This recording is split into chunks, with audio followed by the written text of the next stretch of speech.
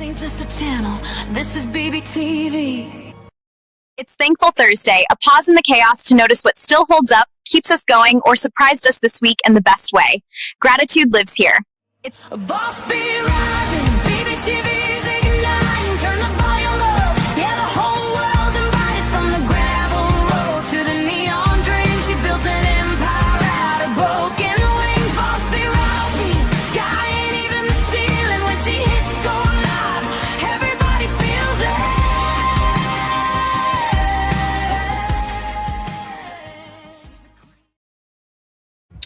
All right. Welcome back. It's AskABee yet again, the show where the Hive gathers together to look at the wildest stories floating around the internet and ask the one question that everybody thinks, but not everybody wants to say out loud. Who exactly is the asshole here? Yes, so I'm your host, Boss B, and today we've got another stack of situations that are messy, dramatic, and just ridiculous enough to make you stop and say, there is no way this actually happened. And be thankful it didn't happen to you, because after all, it is Thankful Thursday, right?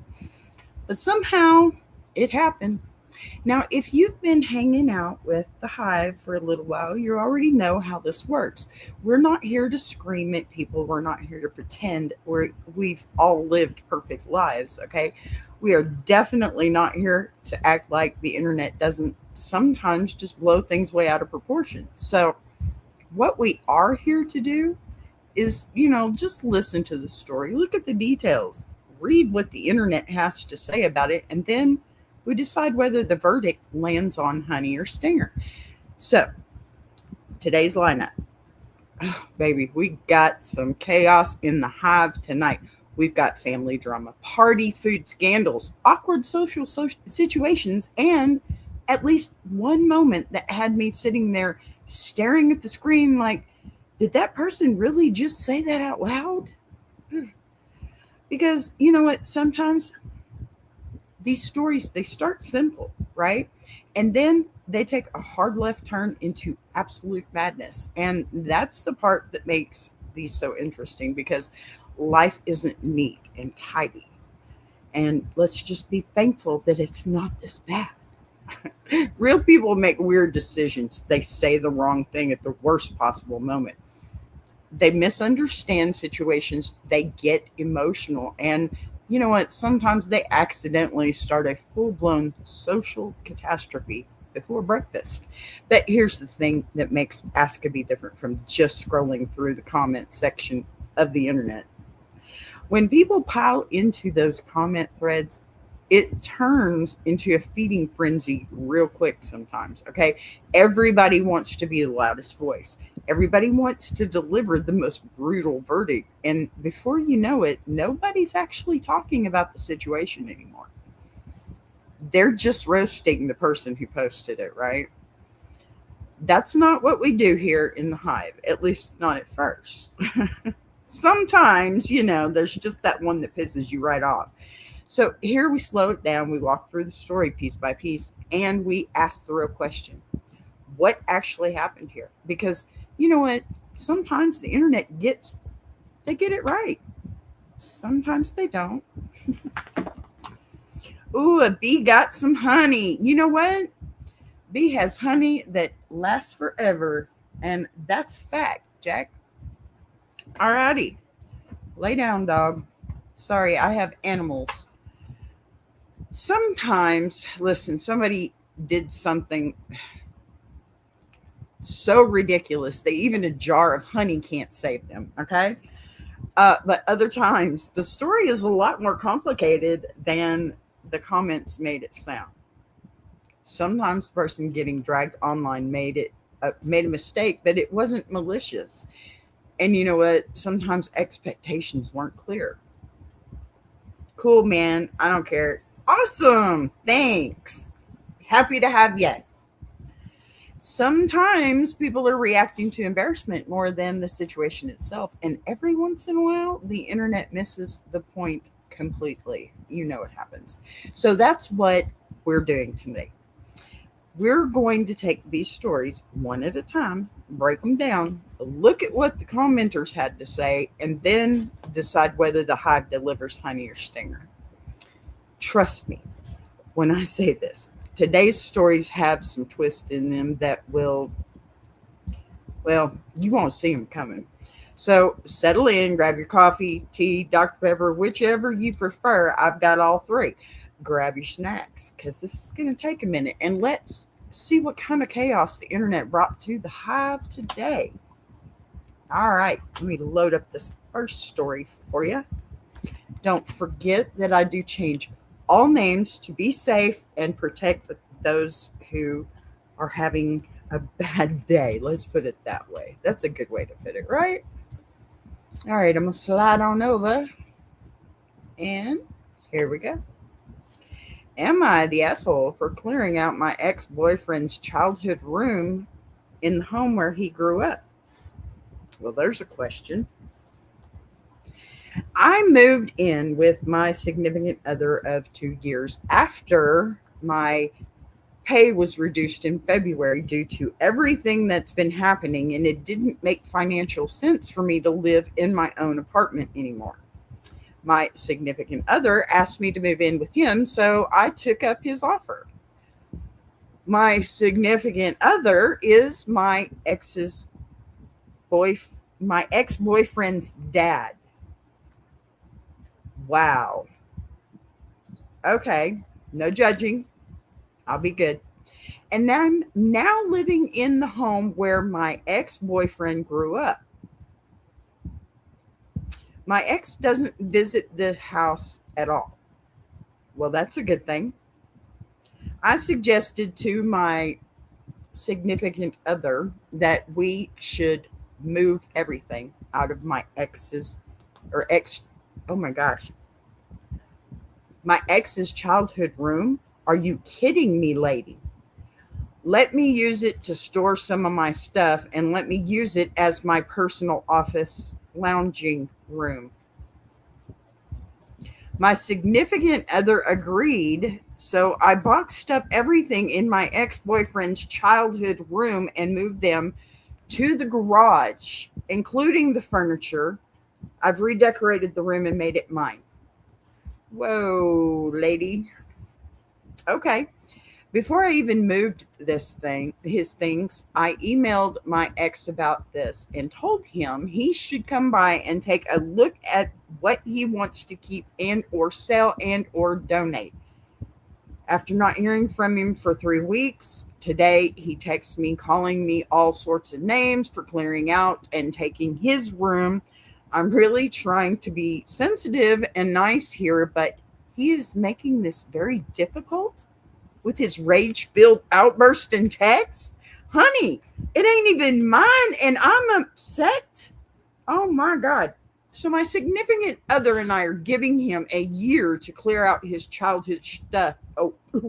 Oh, from the garage before I donate everything. Bitch, what are you talking about? I'm sorry. No, I'm not sorry. Bitch.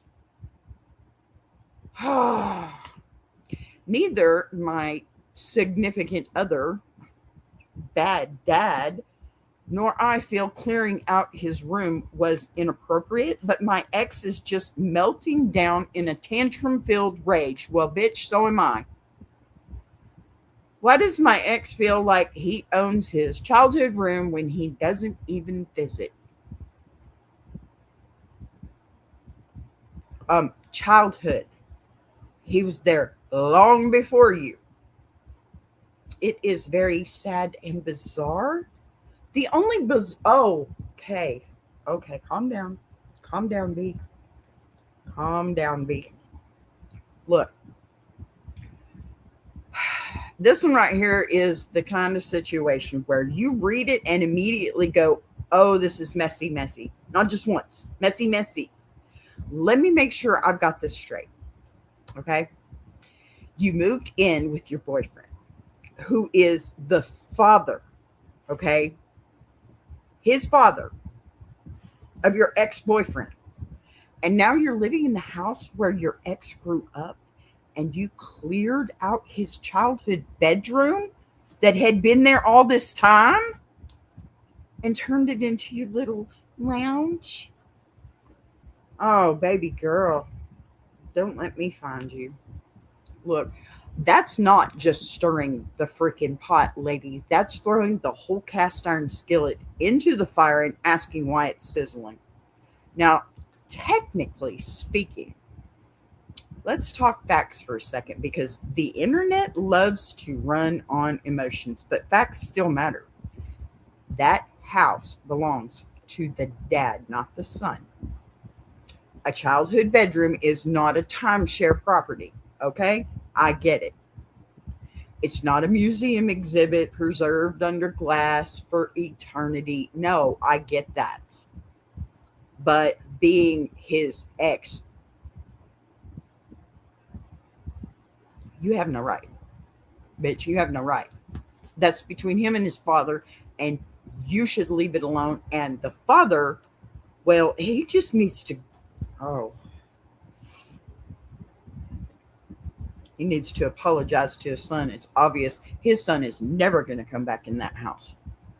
But why would he allow her to do that to the son after they've already hurt him in this way? Right? Am I wrong? I mean, because yes, grown adults do not get permanent ownership rights to the room where they once had a Spider-Man poster and a pile of dirty laundry in the corner, okay? But here's the kicker that really makes me lean your direction. You actually told him, you emailed him, you said, hey, come get what you want, decide what you want to keep, sell, donate, whatever. 3 weeks of silence, 3 weeks, okay? That man left you on read long enough. But, you know,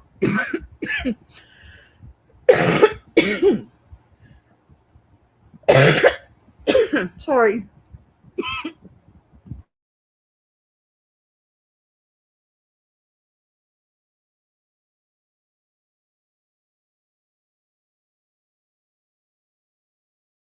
Pardon me, Texas weather, y'all. We have rain today, all week, apparently. Another thing, if I happen to go down, I'm sorry. I'll try to get back. If not, I'll see you tomorrow, I promise. Of course, my allergies are messing with me. You can hear it in my voice. I don't want to lose it. So let's continue and get this over with, right? So now, suddenly he wakes up angry because the room changed. Honey, that's not ownership. That's nostalgia throwing a tantrum. Look, you're all assholes. Okay? You're all assholes. I mean, first off, the son, come on. I don't know how old he is. I don't remember if they even said, but here's the thing. He's old enough to get what he wants out of that stuff, and the rest of it, leave it for his dad to deal with. Should have did that way before. You know? I mean, way before. Apparently, he doesn't live in the house. He hadn't been there in a while. I know I heard that part, right? But you know what? Let's not pretend that this situation isn't awkward enough to make a therapist need a vacation. You are living with your ex's father. I'm not judging you. Yes, I'm judging you a little bit, but not outwardly. I'm not trying to. I'm acknowledging the elephant in the room wearing cowboy boots and chewing gum. And yes, it's pink. Of course, he's emotional about it. You didn't just move the furniture, you moved the symbolism. That room was the last little mental space where he was still the kid of the house. And now it's your she shed. Okay, it's a little office situation with scented candles and throw pillows. Does that make you feel better? That doesn't mean he gets to come in like a tornado of rage after ignoring the heads up you gave him. You're all assholes, okay? You boxed the stuff, you put it in the garage. Okay, fine. You didn't tear it up. You're giving him a whole year. That's generous to me, I think. Even garage spiders are going to learn his name before the deadline. So, no, I don't think you're the villain here. I don't think you did this. Well, I mean, you are. Come on. It's your ex's dad. But I think your living situation is extremely messy and absolutely complicated. And, emotionally weird for everybody involved, especially me at the moment. But the meltdown, and I'm so thankful that I can walk away from this story unhinged, but not hurt by your crazy BS, lady.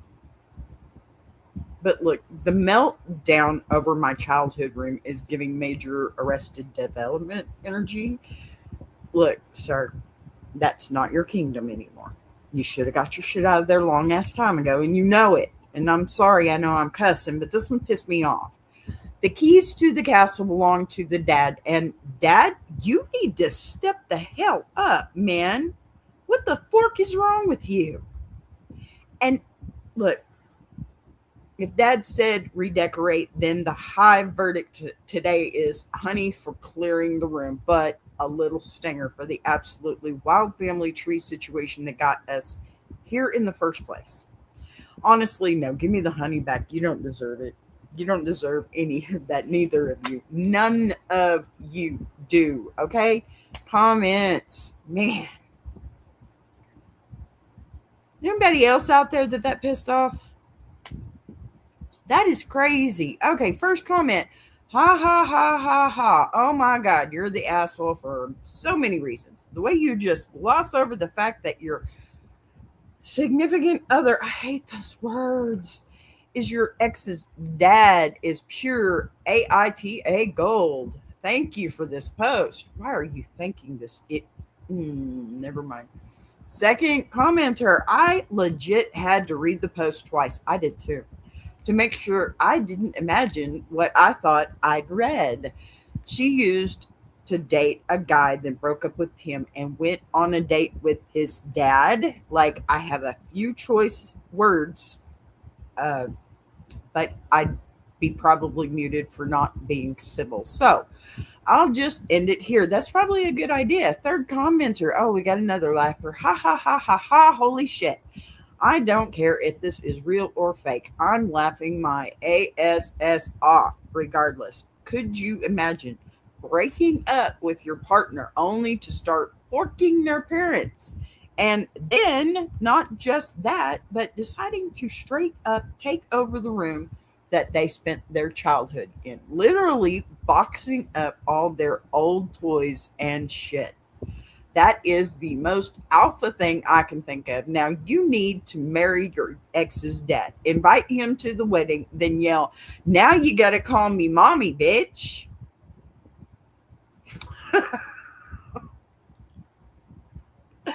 Okie dokie. Look, y'all, the internet completely skipped the room and went straight to the family tree, because the second people heard ex-boyfriend's dad, the whole comment section fell out of their chairs. You know they did. I get it. That plot twist hit everyone like a record scratch, and suddenly nobody cares about the boxes in the garage anymore, right?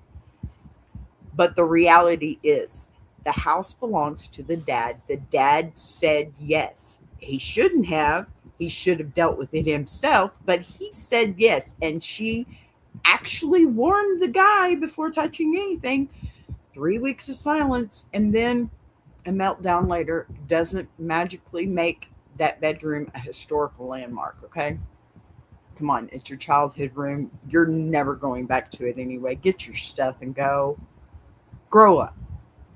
The situation might be messy enough to make Thanksgiving awkward forever, but the room itself, that's not his to claim anymore. So move on. Just move on. Okay? That's crazy. All right, we got another story. You know I do. We load this stuff up here. What up? Hello, the wild side. How you doing? Cool. Quit, dog. You're shaking me all over the place over here. Yes, I'm sitting close to my dog. Okay. Let me pull up the next panel. After I load up the next, there we go. Yes, yes, yes. Here we go. Am I the a-hole for not making extra pancakes for my niece?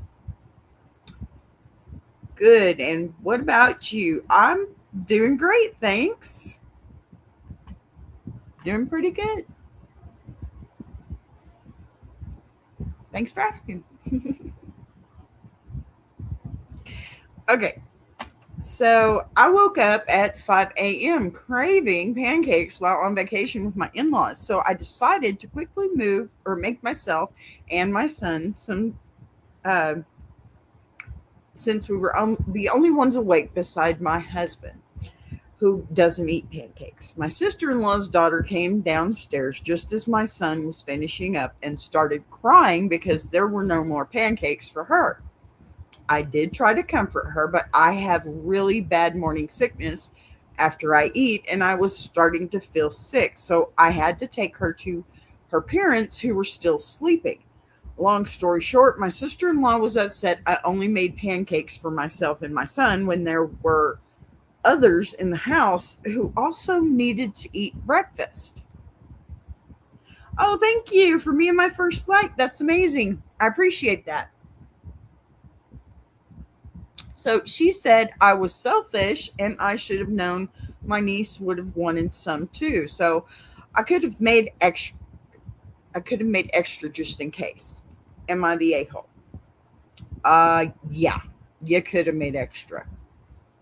I mean, you knew she was there, right? Look, now this one right here is a perfect example of how simple moments turn into a full-blown family drama before the coffee even finishes brewing. Okay, let me paint the scene. It's 5 in the morning. The house is quiet. The birds aren't even fully committed to being awake yet either. And you're over there with pregnancy morning sickness, trying to survive the day one pancake at a time. You made a small batch for yourself and your kid because that's who was awake. That's it. Okay, this is not a brunch buffet. This was not a continental breakfast at the Holiday Inn. This was a quiet little survival mission happening before the rest of the house even rolled over in their sleep. And then suddenly your niece appears out of nowhere like the pancake police, sees the empty plate, and we have tears, emotions, and now somehow you're being accused of running a discriminatory breakfast operation, right? Yes, this is my channel. If you're talking about BBTV, the Iron Sharpening Iron Universe is my sister channel, but BBTV is my personal. Okay, so goodness. Now, I feel for the kid, okay, because little kids see food and they want food that's just normal kid behavior, right? But the adults turning this into a morality issue. That's where I start raising an eyebrow, because if you are asleep at 5 in the morning while someone else is cooking in the kitchen, you don't get to wake up later and conduct a full investigation into why they didn't prepare a neighborhood-wide pancake census before turning on the stove, right? Nobody expects someone to, battling morning sickness to stand there flipping flapjacks for the entire extended family just in case somebody wanders downstairs like a sleepy raccoon looking for syrup. So the fact that you still tried to comfort the kid before running off to deal with the nausea tells me you weren't being cold about it. You were just, physically done for the moment. Now, look, could extra pancakes have avoided the meltdown? Sure. Hi, Patty friend. How are you, doll? I missed you. But listen, hindsight is always real generous after the syrup has already been spilled. You were cooking for who was awake. You were feeling sick. You're pregnant. You know what? And a pregnant woman with those hormones, I think you handled it perfectly. And shouldn't her parents get up and take care of her, knowing that you have a child and you're pregnant with a child on the way? We all know pregnant women have issues with all kinds of stuff, okay? And that's not judgment, that's facts. But she's feeling sick. You handled the situation back to the parents or handed it back to them, right? That's their problem, not yours. That's where the child belongs. So no, this isn't selfishness. This is just early morning survival mode colliding with family expectations that nobody communicated ahead of time, right? So my verdict is definitely honey for Miss Preggers here. If the household wanted a full pancake distribution program at dawn, somebody else could have volunteered for the griddle shift, right? My goodness. All right, comments. You're the a-hole. My question is, how did you manage to only make pancakes for two people? Ah, here's a different perspective. Whenever I make them, I can easily feed 6 kids. You know, I can't say that that's not true. And I do feel like she could have made some extras. And I'm sorry. How I like the question. How can you make pancakes for just two people? I can never do that. It's 3 or more. Seriously. And honestly, I have 3 children. So you know it was quite more than that a long time ago. So I'm used to uh, my father-in-law used to tell me cooking for Cox's Army. And let me tell you, I'm used to cooking for Cox's Army. He actually did, but you know.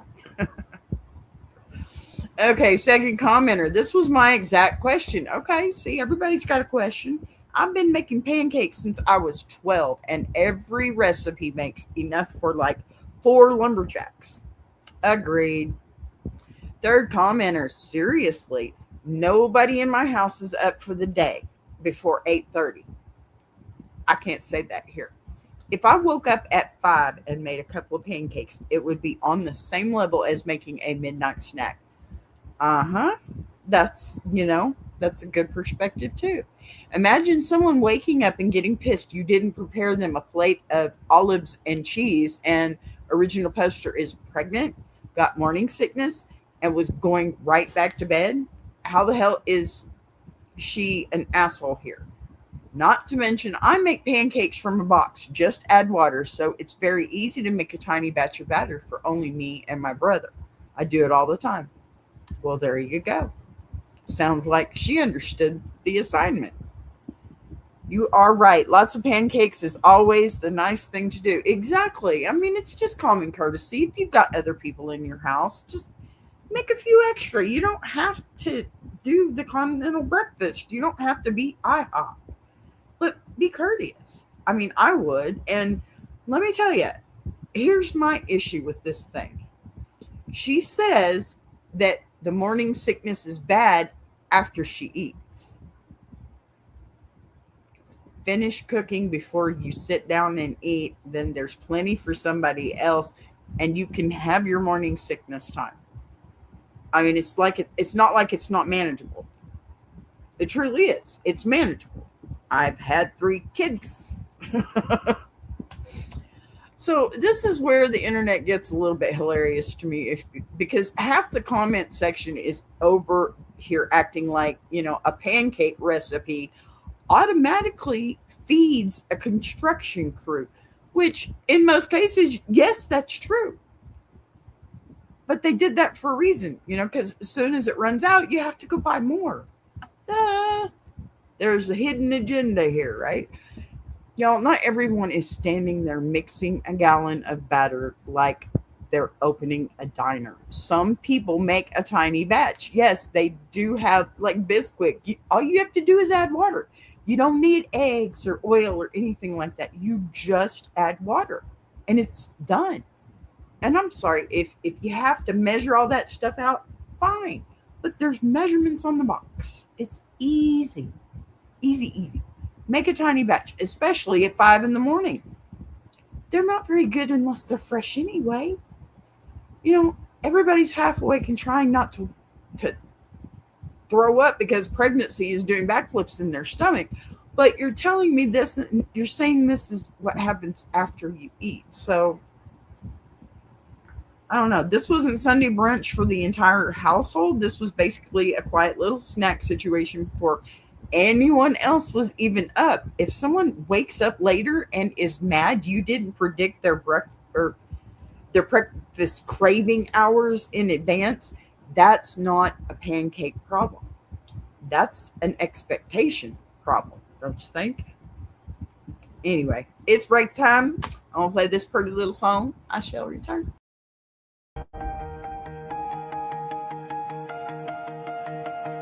She came from the quiet storms, built a fire from the ground, turned a whisper to a warning. Now her voice shakes the town. Every setback was a lesson, every doubt became a key, unlocking something bigger. That's the rise of Boss Bee. When the lights go low, her vision hits high. She built a whole damn network off a promise and a try. Every sunrise, every moment, she's stacking legacy. This ain't just a channel, this is BBTV.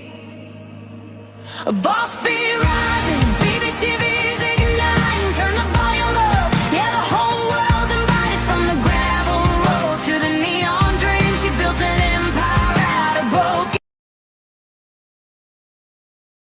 wings. Boss Bee rising, sky ain't even the ceiling. When she hits go live, everybody feels it.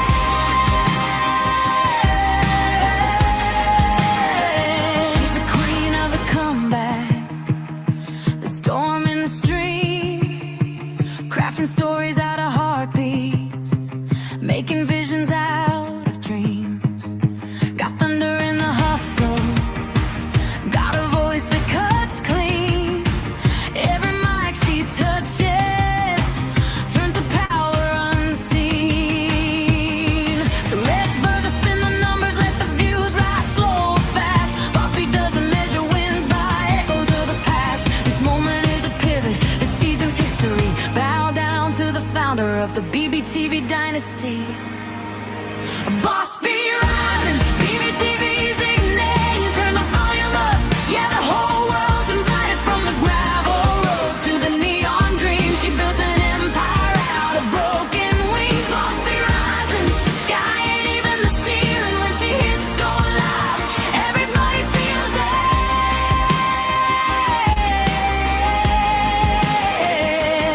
She's got fire in the head, it's got truth in the frame, got a heart that won't retire and a gift you can't name. Every loop, every letter, every dream she sets free, it's a love note to the world sign. Boss Bee. And the world keeps watching as the numbers climb, but she's counting all the moments, not the dollar signs. From the late night grind to the daylight scene, she's building something bigger than the algorithm's dream. Boss Bee rising, BBTV shining. Her story's rewriting a legacy in real time. Boss Bee rising, BBTV's igniting. Turn the volume up, yeah, the whole world's invited. From the gravel roads to the neon dream, she built an empire out of broken wings. Boss Bee rising, sky ain't even the ceiling. When she hits go live, everybody feels it.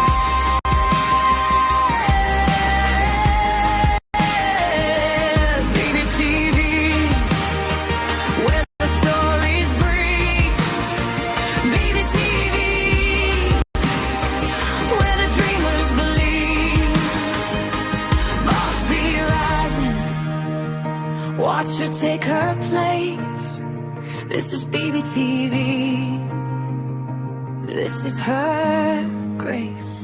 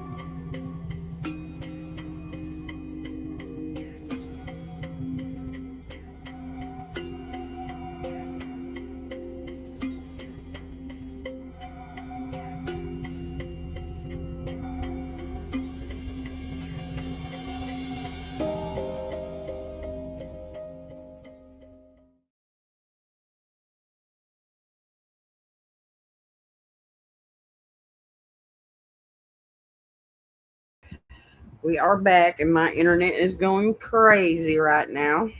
Lucky me. We do still have some stories, and I'm going to keep going, though. This weather is crazy, y'all. All right, let's see here. Nope, back up here. All right. Am I the a-hole because I ate more than my share of a 6-foot party sub last night? All righty. What I thought would be a total non-issue has ballooned into a huge problem, and I'm up at 7:05 a.m. dealing with it. I figured while I waited for a text, I would post here to see if what I did was really that bad. I'm a big fat ass. That's not nice. There's no way around it. I love to eat, which probably borders on addiction, but I figure since I'm only hurting myself, it's probably better to just live my life. Not true, sir. I have some great friends, although there is no doubt I'm the harmless, funny token fat guy. Of the otherwise pretty good looking group, I guess that sets the stage enough. No, it stages too much, honey. You need a little more self esteem here. Last night, my friend hosted UFC and I was invited. He got a 6-foot party sub. I also brought homemade wings that are sort of my specialty.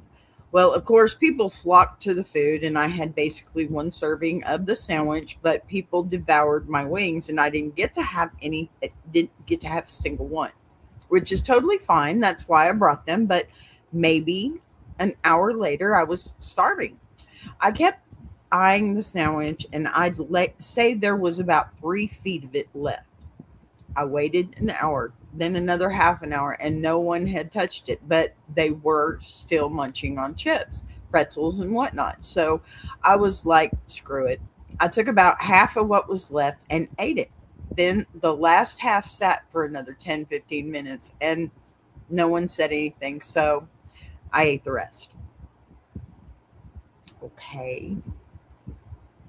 Well, to be sure, as I was swallowing the last bite, the host's girlfriend asked where the sandwich was, like I was the guilty party. Pretty much everyone pointed at me. I guess they'd noticed me eating the sandwich. She was furious and said that I was an incredible pig and that I had been super selfish to eat 3 feet of a sandwich. I felt so bad. I tried to explain to her that I really did wait over an hour and thought people had lost interest. I also tried to explain how everyone had ate my wings, and she said something along the lines of, "You brought them to share, Alan. If someone had eaten over half of them themselves, that's not forking sharing it, is it?" Okay. I offered to order pizza or even go get Subways, and she said that it was a pathetic offer because the party sub had been from a local shop owned by her friends. I said I was sorry, but the night was so tense from them then on out. I woke up this morning to several texts from my twin sisters, the host's girlfriends and best friends.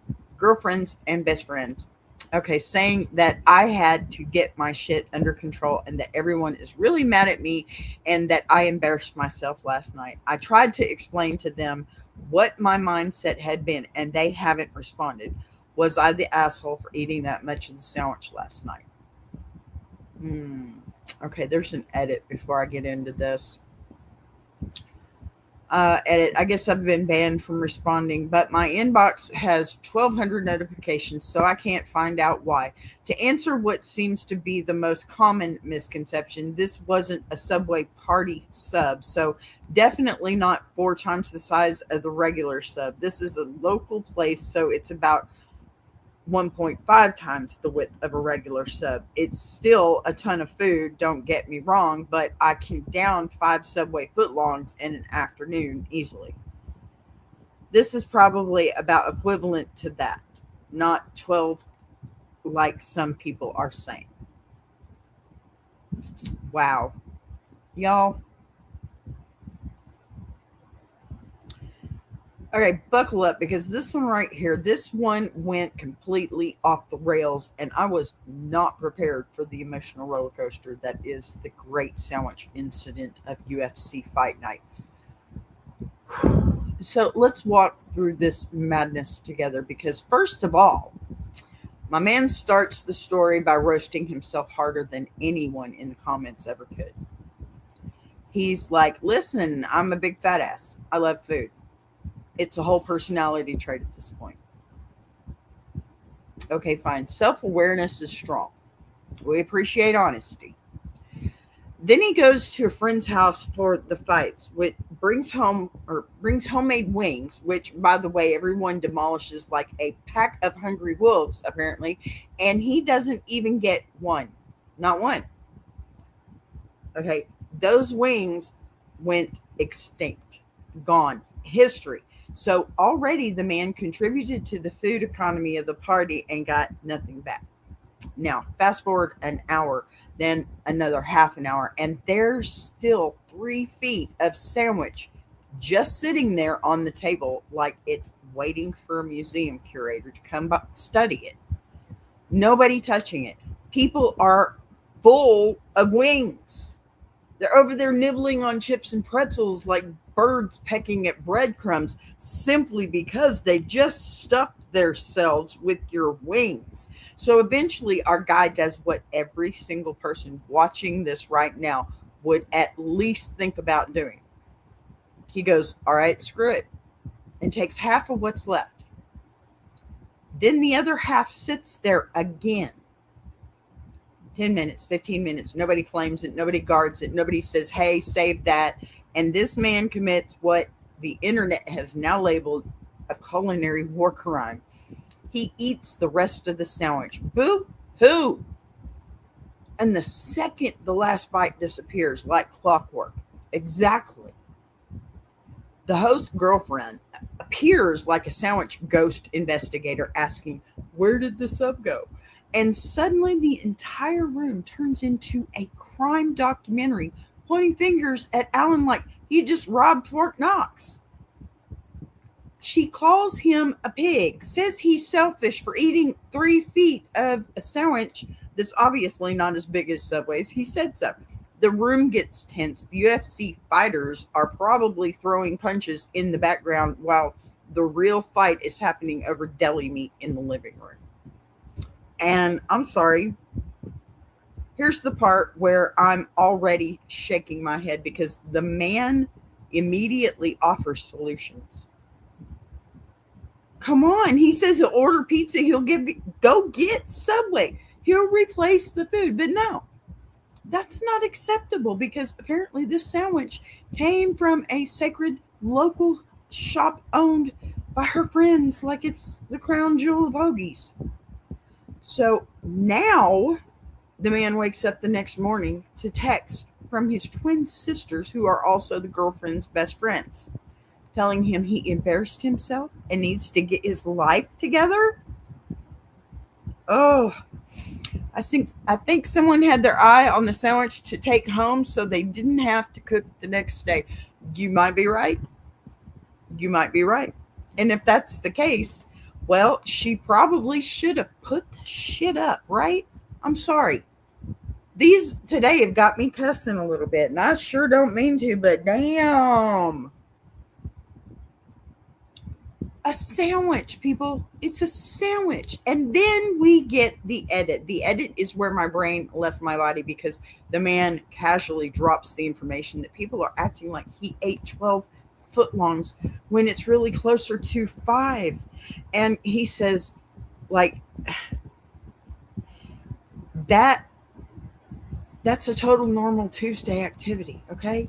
5 footlongs in an afternoon. Sir, this is not a snack. This is a competitive sport. At that point, we're not judging the sandwich incident anymore. We're trying to figure out if your stomach has its own zip code. But here's the thing. Was it a lot of food? Absolutely. Was it a little socially awkward? Sure. But if a party leaves 3 feet of sandwich sitting unattended for almost 2 hours, that thing has legally entered the public domain. Food left alone that long at a UFC watch party becomes community property under the ancient laws of couch goblins and snack gremlins. Okay? The real issue here isn't the sandwich, it's that everyone suddenly decided to perform outrage after the evidence was gone. They were a little rough on him, I think, and jumped on the opportunity to shame him. Exactly my point. Yes, Patty, that is so true. And that's what really makes me mad about this. Calling a guy a pig after he already felt that's just unnecessary and childish, if you ask me. So what do you guys think? I think she deserves a big old stinger right in her big toe. Not even a mild stinger for devouring the entire remaining sub like a vacuum cleaner as with bread attachment. But come on, is that really what you said? Hi, Melody. Hey, good to see you, y'all. This is my family right here. How are you, honey? Okay, so yep, she gets a stinger and gets some honey for trying to make amends. There you go. Yep, I like that. I like that, Patty. That's perfect. Yep. I mean, come on. Yeah, he probably shouldn't have eaten all that. Maybe he should have asked, right? Hey, Bee's family. I'm sorry. Here we go. This is my family right here. She's on Facebook watching me right now. I'm sorry, Patty. You can't see it unless I bring it up. See? Hey, Bee's family. This is one of my beautiful aunts. She's my auntie. I love you. Tell Judy I love her too. That's my other auntie. Okay, so wow. What a great surprise. Okay, so there are some comments on here too. They're pretty good, I think. Let's see here. I have to pull that one up. There was some big comments, so I have to change the pace and everything. Okay, here we go. And panel 8. I love you most. Haha, gotcha.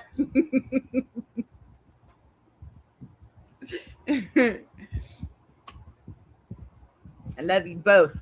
The bestest aunties ever.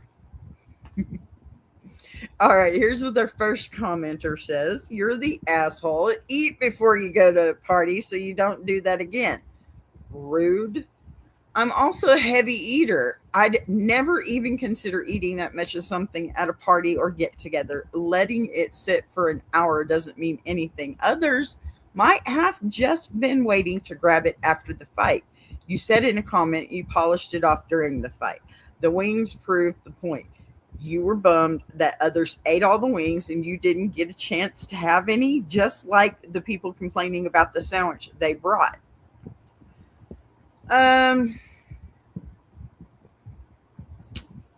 Okay, I'm going to try and be nice with this one because I think this commenter needs me to jump through the screen and knock them out. But we're not going to do that, obviously. No. I hear what the commenter's saying, okay? And there is a fair point buried under all the judgment. At a party, shared food is kind of sacred territory because, people assume it'll still be there later, especially during something like a UFC fight where folks grab food between fights. And, lots of them usually have their alcohol. And, as soon as you eat something, that wonderful little buzz that you've worked up since you got there, yeah, it kind of goes in the trash, don't it? So, yeah, devouring 3 feet of remaining sandwich during the action probably caught people off guard. But here's the flip side nobody is talking about. The man brought wings to everyone else completely wiped out even before the fight started, right? And he didn't get one, not one, of his own food. They went crazy. So the whole sharing standard was already broken before the sandwich ever entered the chat, right? So while maybe the move wasn't the most socially graceful, acting like he committed the crime of the century over a leftover sub is a little dramatic too, don't you think? No, a lot dramatic. And come on, y'all grow up and quit shaming this man. Patty says, doing that. Here, I'm going to pull this up so I can see it better. Dang, that is a lot of worrying about people, what people think, how much you are supposed to eat and eating before you get there. Sheesh, sounds exhausting. I would stay home next time. Amen, sis. Amen. Amen to that. Because let me tell you something. That's half the reason I don't go, is because I don't want to be in the middle of something that's going to go sideways, right? And I'm sorry, things like that have a tendency to go sideways, especially if you add a little alcohol to the mix, right? Okay, so second commenter. Let me pull that panel up. Duh. I'm here. I got this. Okay. So the second commenter says, others might have just been waiting to grab it after the first, or after the fight. Yeah, they were there for an event and were probably focused on that event. I have hosted Super Bowl parties where food goes untouched for hours before people get up to get more. Eating 3 to 4 feet of a sub is an asshole move. That's more than having more than his share. We ordered a 6-foot sub last Friday because my son had about 20 to 25. I lost count people over for his birthday party. Even the teens knew the supplement on watermelon and potato chips after they had some of the sub. I have seen some of them eat before, and I have no doubts a few could have demolished the sub by themselves, but they didn't, even though there was a foot or so sitting around while they swam, played basketball, jumped the trampoline. Okay, so I see the logic here, because a big event, there's lots of people, and they do exactly that. They watch the game, the fight, whatever's going on, and then between rounds, everybody suddenly remembers food exists, and the table gets rushed like it's Black Friday. So yeah, in hindsight, eating 3 or 4 feet of the sub during the action probably surprised everyone who thought it would still be sitting there later. But let's also not pretend teenagers at a birthday party politely grazing watermelon is the same environment as a late night UFC watch party with grown-ass adults and wings disappearing like they were never born. Look, context matters, and while it might not have been the most graceful move, the sandwich sitting untouched that long was basically sending mixed signals to a hungry man. It has nothing to do with his weight, really. He was just hungry because he didn't have anything else. Because everybody else ate it, right? Look, that is messed up if you ask me. And the way they treated him after the fact is even worse. I think, I'm going to give you my opinion. I think what they did, the reason they did that is because they really didn't want him there. They were just doing it because they felt sorry for him. And that is the worst kind of friend you can have. So let me tell you, if you're a friend of mine and it's just because you feel sorry for me, well, first off, don't, because I am happy living my life. And the second, bye. Just bye. You're not worth my time. Nope. Don't talk to me like that. No. Okay, we got a third commenter here. Hope this one's better. If you waited an hour and no one ate any of this sandwich, the next step would have been to ask the group, hey guys, cool if I get a second serving of the sandwich since, y'all ate all my food. Wasn't sure if people were still eating it or not, and also maybe take a 6-inch portion, not an 18-inch, as one serving to me. It's a courtesy issue as well as eating issue. Okay, first off, let me say something. You can absolutely call out the courtesy issue here, but do not call this man's weight. That's my point here. So this one, I can actually get behind it a little bit, because the easiest move in the world, it would have been to the classic, ask a question. Hey, is anybody still eating this? Announcement to the room before going full vacuum cleaner on the sandwich. That's just basic party etiquette. Okay. We get that part. But at the same time, when food sits untouched for over an hour at a fight night, most people are going to assume interest has expired. So, yeah, asking first would have saved a lot of drama, I'm sure. But the silent sandwich sitting there for that long was definitely sending some confusing signals, too. And I'm sorry, come on, y'all. You ate all the man's food that he brought. And if he's self proclaimed a big guy, he didn't just bring a dozen wings, right? He probably brought what he knew he could have some and share too. That's the point. Mm, mm. This ain't about his weight. This is about rudeness. Let me put that out there because that was rude. That was damn rude. All right, let's move on to the last story. Oh, this one's fun, you guys. I have a surprise ending. Am I the a-hole for telling a funny story at a wedding about the bride? This happened a couple of weeks ago, but I am still reeling from it and want to know if I was being an asshole. Me, 30 male, and my friend, 30 female, who I'll call Colleen, have known each other since we were kids. Her family is deeply Catholic, but she isn't nearly as religious. Important later. Years ago, she met a guy. I'll call him Mike. I changed the names. His name was not Mike either, or not whatever it was before. And they became committed. That's my, I'm sorry. I know I keep stopping. That's my disclosure. I have to say that. So I met him and got along great with him. And the three of us hung out a lot. So he proposed and they held a big wedding. The actual wedding came and went. And at the reception afterwards, some of us were giving speeches. I went up and told them how happy I was for them and decided to tell the audience about some of our experiences in college together. No, don't do it. Don't do it. So to summarize my speech, it went something like this. When me and Colleen went to college together, Colleen let loose and changed completely from her days at Catholic school. But then she met Mike, and it seemed like he calmed her down. I am happy for them and wish them success. The audience, for the most part, was laughing throughout my speech and seemed to enjoy it. And given how me, Colleen, and Mike hung out a lot, how we all have a crude sense of humor, I thought they would appreciate it.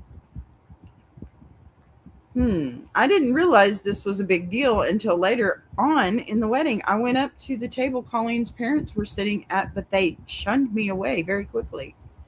I went up to Colleen and Mike to ask them if her parents were okay. They immediately told me we need to talk. They took me into the back of the venue and asked me about the speech. I told them that most people enjoyed it and they should understand college is a time for going a little crazy and figuring yourself out. Colleen yelled at me and said I had no right. She was screaming so hard that Mike had to calm her down. She ended up leaving and Mike said, "Look, it was a funny story, but try to keep it between us three next time." Since I've tried texting Colleen back, but she blocked me everywhere. Mike hasn't been responding either. Given that most people in the audience enjoyed it and probably forgot about it now, I don't know why this is a big deal. Okay. So you can clearly see that, it doesn't seem like it should be that big of a deal, right? Buckle up, because this one right here is a masterclass in how to accidentally turn a wedding toast into a full-blown social catastrophe without realizing it until the cake is already being cut. So our guy walks into the reception thinking he's about to deliver a heartfelt, funny little story about his longtime friend Colleen. They've known each other since they were kids. They went to college together. They partied together. They've got that whole we've survived our early 20s friendship vibe, right? in his mind, he's about to give the classic roast style speech. Little bit of nostalgia, a little bit of teasing. Wrap it up with, look how love fixed everything.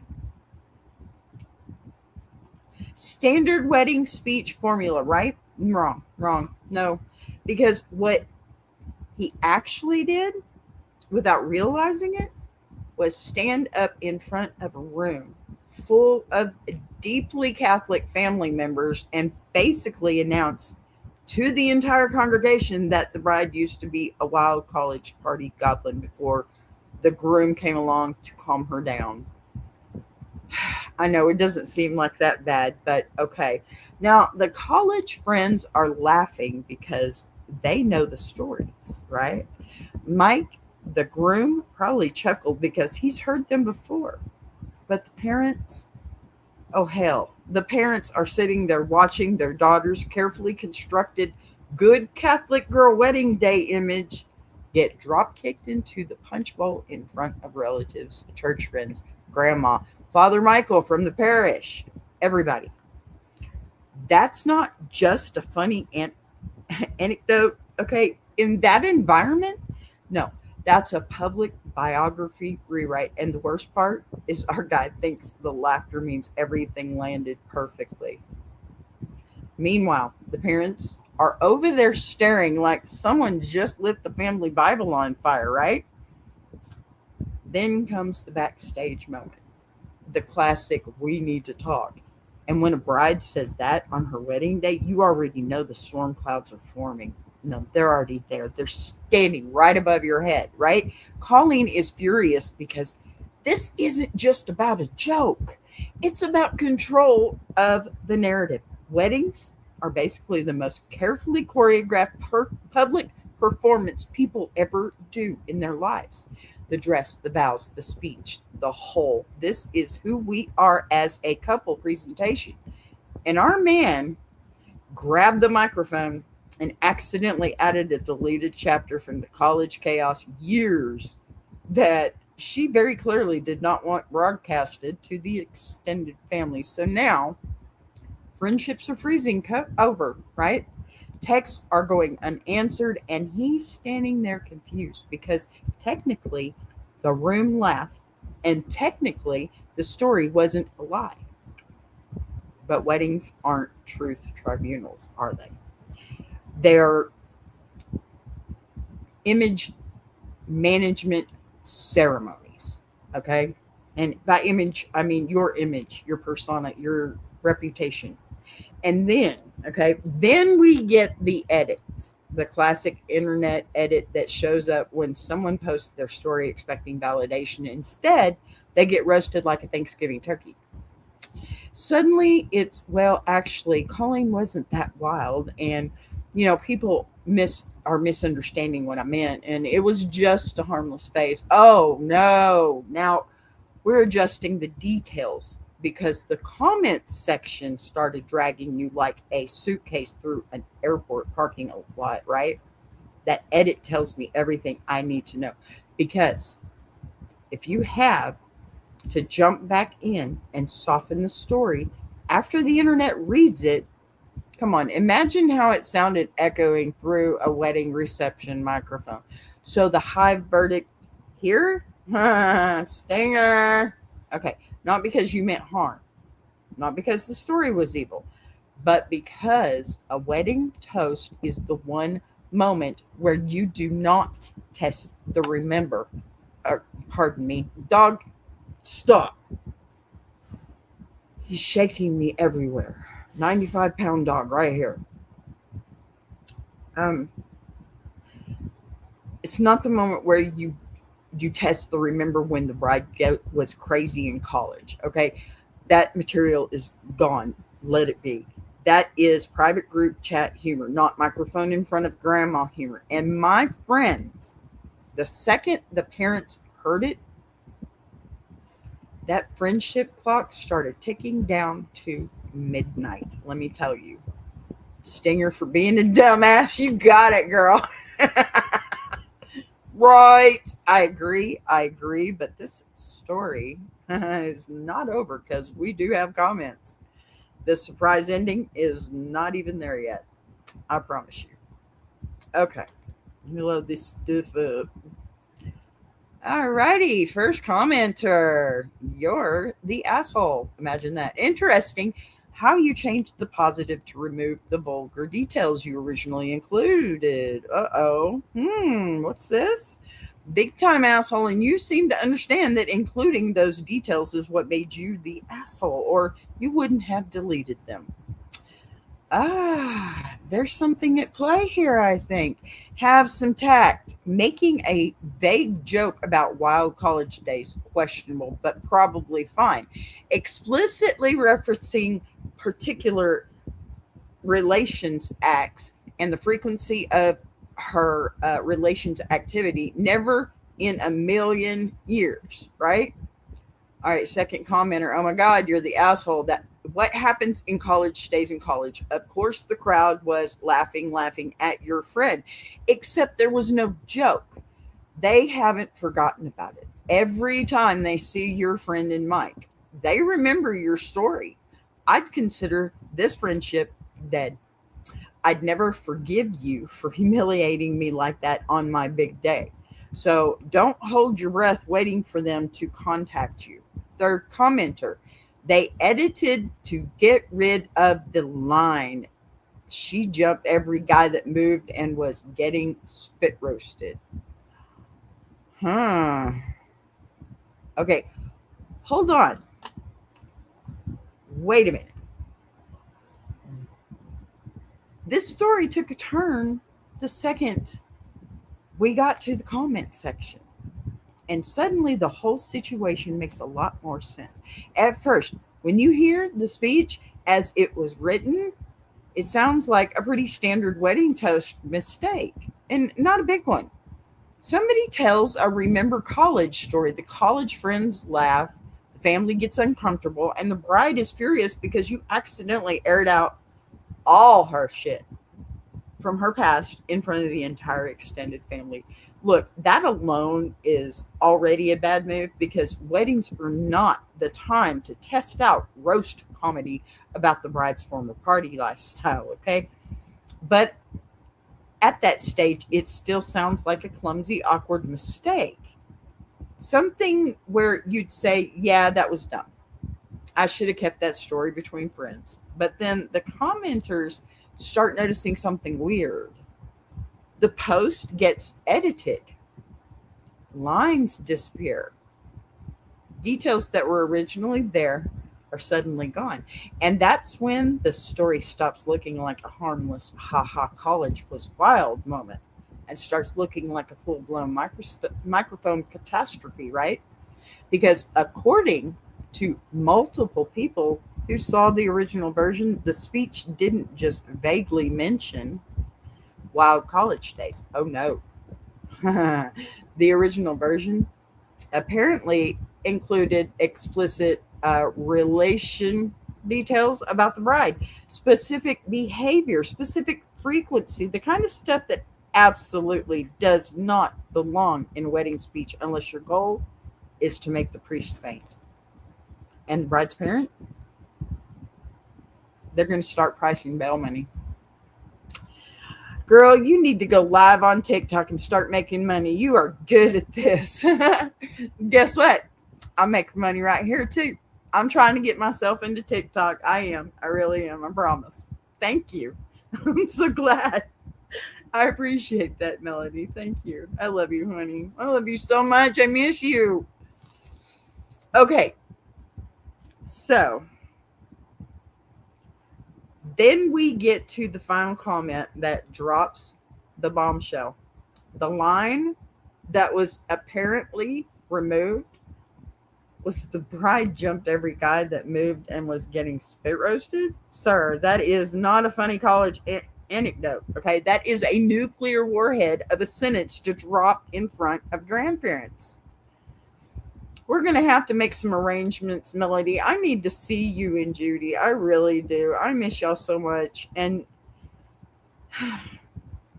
in light of who we've lost recently, I think we just all really need to hug each other. I really do. Okay, so that is not teasing. Okay, that is not storytelling. That is grabbing a microphone at a sacred ceremony and detonating the bride's reputation in front of 200 witnesses. Of course, the room laughed. People laugh when something is so wildly inappropriate, their brains short circuit. Okay, but laughter does not mean approval. Sometimes it means the entire room is trying to process what just happened. And the edit, oh my gosh, the edit is the real tell. Because if the story was truly harmless, those lines wouldn't have mysteriously vanished after people started calling you out. Yes, me too. We'll have to figure that one out. I don't have a car right now. Having a hard time right now, but such is life. I'll get one soon, I hope. I've been saying that for a year, but yeah. I'll come see you as soon as I get a vehicle. When that happens, I have no clue. Sorry. Just to be transparent, when those two hurricanes hit Florida, well, my son is in Beverly Hills, Florida, and if you can look at a map and see that it is right in that armpit, so that he's kind of like right in the middle of both of those hurricanes that hit. And well, they weren't getting very much help, so we had to sell our vehicle to help them out. Let's just put it that way. It's not exactly how it happened, but we got a loan and then we couldn't pay it. And that stuff happens. Your kids are more important.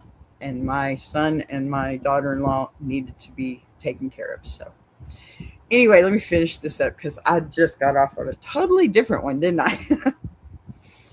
Okay, let me find my notes and see what I'm looking at here. Okay, the moment you scrub the explicit parts to make speech sound softer, you're basically confirming that you knew exactly why people were angry. You didn't just embarrass your friend. You broadcast explicit details of her relations life at her own wedding reception. So yeah, the verdict on this one is a massive stinger, but not because the wedding joke went wrong, but because the version you told the internet is a cleaned up director's cut. And the original script that you apparently read into that microphone was absolute chaos. So I have something for you here. This is the surprise. Apparently, the story was written, published, and then somebody got roasted, so they edited it so they wouldn't get roasted anymore. But it turns out they still got roasted, huh? So edited for the original poster's attempt to mislead after getting roasted. This is the part that they edited in the original post that I read first. So to summarize my speech, it went something like, when me and Colleen went to college together, Colleen was no longer that quiet Catholic girl. She became wild and humped every guy that moved and let multiple guys spit roast her. But after she met Mike, it seemed like he tamed her and made her into a better person that sits before us today. Can you believe that shit? Sorry, not sorry. Now we have to talk about the real version of this speech, because the internet detectives pulled the receipts and suddenly, that's me, suddenly the whole story makes a lot more sense, doesn't it? At first, the guy framed it like he just said Colleen let loose in college, and then Mike came along and calmed her down. That sounds like a dumb wedding toast, but maybe survivable. Maybe a little embarrassing, maybe something you apologize for later. But then the commenters start pointing out that the post was edited, details removed, wording softened, and now we see what the original line actually was. And y'all, this man didn't hint at Wild College Days. He stood up at a wedding reception and said the bride humped every guy that moved and let multiple guys spit roast her at her wedding in front of her parents, her Catholic parents, Catholic grandparents, church friends, possibly the priest who married them 5 minutes earlier. That is not a joke. That is a social nuclear detonation wrapped in a champagne toast. There are some things that exist strictly in the friends group at 2 a.m. remembering college stories category. They do not cross the invisible force field into microphone at a wedding reception territory. No. Weddings are the one day where the bride gets to present the polished, romantic, fairy tale version of her life story. And this guy grabbed the mic and rewrote it in an episode of late night cable television. Of course, the parents shunned him. Of course, the bride exploded. Of course, he blocked everywhere. That kind of line doesn't just embarrass someone for 5 minutes. It lives in people's memory forever. Yes, we want to remember our wedding days. You know we do, but not like this. That sounds like unresolved anger and jealousy. What an a-hole. Amen, Patty friend. So true. Every time a relative thinks about that wedding, they're going to remember that speech. And the edit afterwards, that's the cherry on top. Because if you truly believed your speech was harmless, you wouldn't go back and scrub the explicit parts of the story after the internet started roasting you. That tells everyone exactly what happened. The original version made you look like a complete disaster. So you tried to rewrite history instead of rewriting yourself. Really? The internet never forgets, buddy. And somebody always screenshots chaos. I mean, after all, I found it. Yeah. So, what's your verdict on this one? Because I'm going to say stinger. Pardon me. Not because you made a slightly awkward joke, but because, oh my God, you turned a wedding toast into the most uncomfortable family meeting of the decade. My friend, there are lines between you don't cross at weddings. And broadcasting the bride's explicit college relational life into a microphone is about, wow, 10 miles past that line, buddy. Seriously. My goodness, you need to let that go, buddy. You need to let that go. Wow, an hour and 20 minutes on this one. That's okay. That's okay. I like it when I get to stay a little longer. All right, come on now. Of course it did that. Sorry, trying to load up this last little bit because we are definitely done with the stories, but we're going to talk just another second. That is going to wrap up today's show, but AskABee, and I have to say, the internet really showed up with this one. The chaos, okay, is amazing. I love my messy. I love my messy. From awkward social disasters to family drama to situations that escalate way further than anyone expected. Today was a perfect reminder that real life can get messy and really fast. Honestly, that's why these stories are so fascinating, because every single one of them starts with somebody thinking they're doing something totally normal, and then suddenly they're standing in the middle of a situation wondering, hey, how everything spiraled out of control. And it did. And that's the one thing I always try to remind people. When we read these stories together, the internet loves to turn everything into a simple verdict. You're either completely right or you're completely wrong, right? Correct? You're either the hero or the villain. How's that? Honey or stinger and nothing in between. But real life usually isn't that simple. And I think we all know that. Most of the time, these situations are a mix of misunderstandings and emotions, assumptions, and timing that just happen to collide in the worst possible way. People say things they shouldn't say. They make decisions without thinking through how others might feel about it. And you know what? Sometimes they realize a little too late that a small moment just turned into a very big problem. That's why I love hearing what the Hive thinks about these situations, because every single one of the you brings your own perspective, your own life experiences, and your sense of fairness into the conversation. Some of you see the story one way, others see it completely different. Somewhere in the middle of all those opinions, we usually land on a pretty interesting discussion about how people treat each other and what we expect from the people around us. So before I head out, I want to hear from you. Which story had you shaking your head the most? Which verdict do you agree with? And which one do you think the Hive might have gotten wrong? And please, y'all, hit that like button, hit that subscribe button. It helps me out a lot. That's how I make my money here, right? Get on YouTube if you're not. Get in there with me. So drop your thoughts down in the comments, again, like I said, and let the Hive know where you land on Honey or Stinger scale. If you enjoyed today's episode, make sure you hit that button. And you know what? If you're new here, don't forget to subscribe too. Also, memberships are back. Y'all can become a member. That's the best way to support this channel.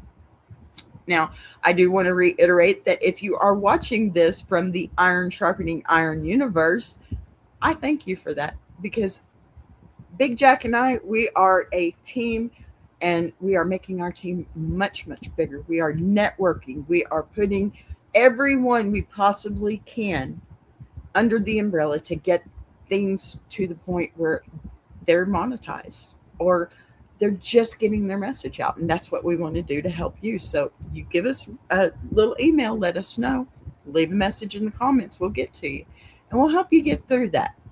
Don't forget that we have 2 nights a month, Grow and Glow Academy, where Big Jack and I are teaching how to get your own channel started. And to remind everybody, we're doing this for 1 year.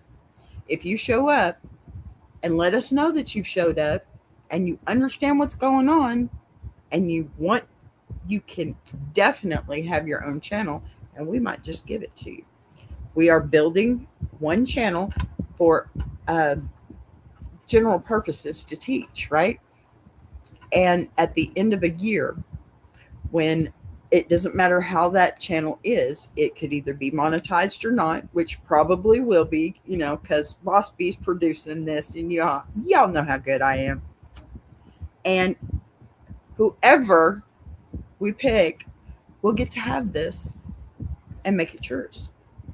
We're doing as much as we would do for our own, just so that we can teach you. So y'all get back over here next Wednesday, okay?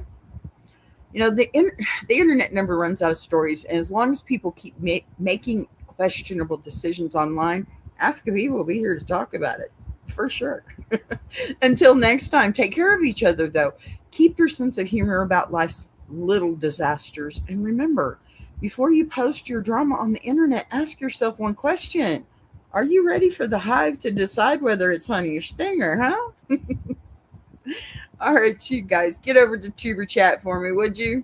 I love you, and I'll see you tomorrow. Buzz you later. I want to take a minute to shout out Tuber Chat.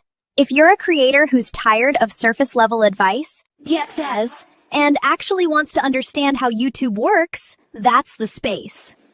It's real conversations with real creators who are in the trenches, building channels, testing ideas. No posturing, no gatekeeping, no fake guru energy, just people sharing what's working, what isn't, and why. If you're serious about growing, learning, and not doing this alone, check out Tuber Chat. The link is in the description. If you're enjoying this show, subscribing is the easiest way to support what's being built here on BBTV. You'll see the join button right next to subscribe. No pressure, no expectations, just an option for people who want to support the channel in a real way. We're live every day at 3 p.m. Central now. And don't worry, we didn't change the heat, just the clock. And if you've got a story you want to share, send it in. Anonymous is always fine. Boss be right.